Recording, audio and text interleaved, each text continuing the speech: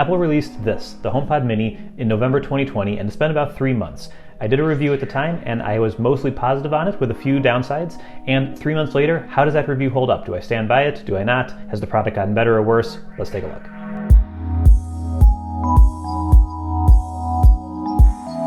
Hi everybody, welcome back to A Better Computer. My name is Matt, and today I wanted to talk about this, the HomePod Mini, Apple's smaller $100 smart speaker. And so I'm not going to go into detail on everything about this product here. If you want that, check out my review from November when I initially got it, used it for about a week and did a review. I was mostly positive about the product, but I wasn't super impressed with the sound quality. And so today I wanted to talk about 3 things about the HomePod Mini. First off, I want to talk about sound quality because I do have an update from the review.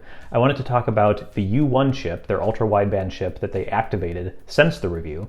And I wanted to talk about just what's life been like with the HomePod Mini. Has it been an improvement? Is it a good thing for Apple's lineup? Let's take a look. So let's talk about sound quality first.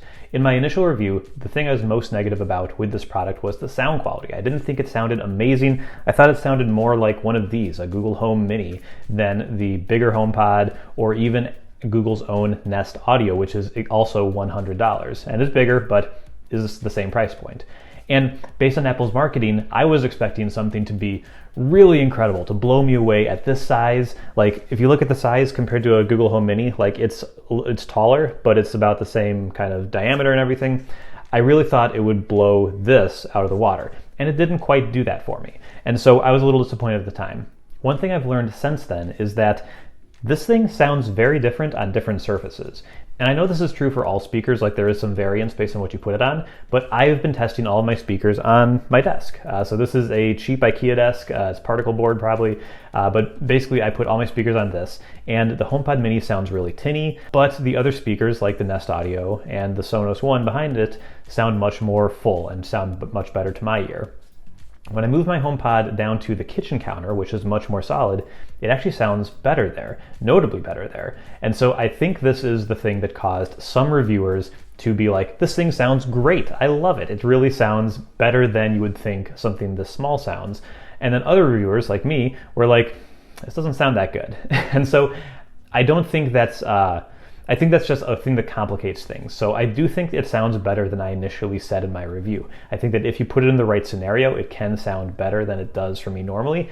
You can see I still have it on my desk. So we'll get into that in the third section, but it doesn't sound fantastic. It definitely sounds less good than the full-size HomePod. It's a third the price, so that makes sense. It sounds less good than the Nest Audio. It sounds less good than the Sonos One.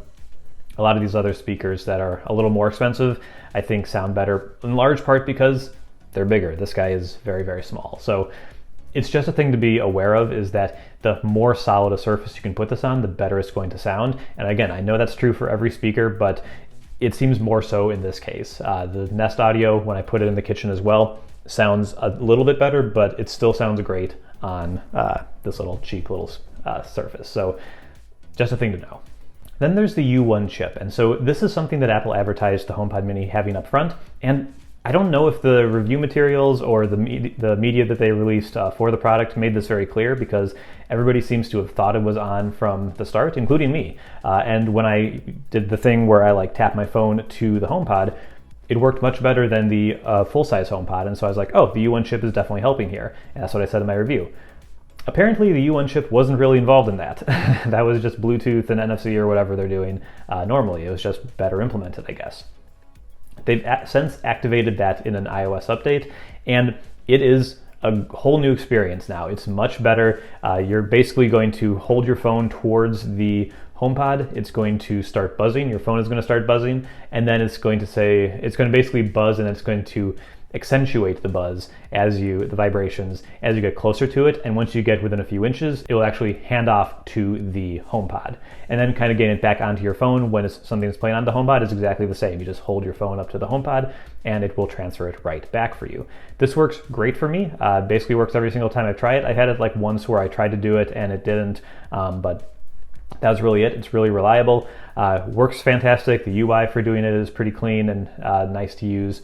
I'm a big fan, and so it's made this thing that I already thought was pretty good even better, so that was a plus. So it's made the product even better with that software update. And so how do I feel about this as a product in general in my home, in Apple's ecosystem?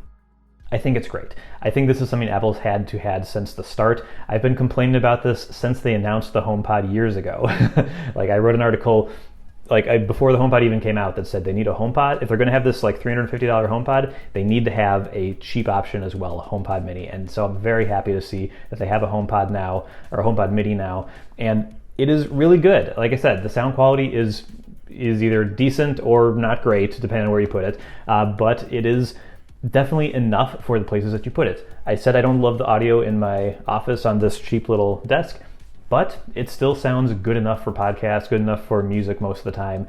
And then in the kitchen where I have my other one, it sounds better than previously what I had there, which was just a Google Home Mini, one of these little dudes.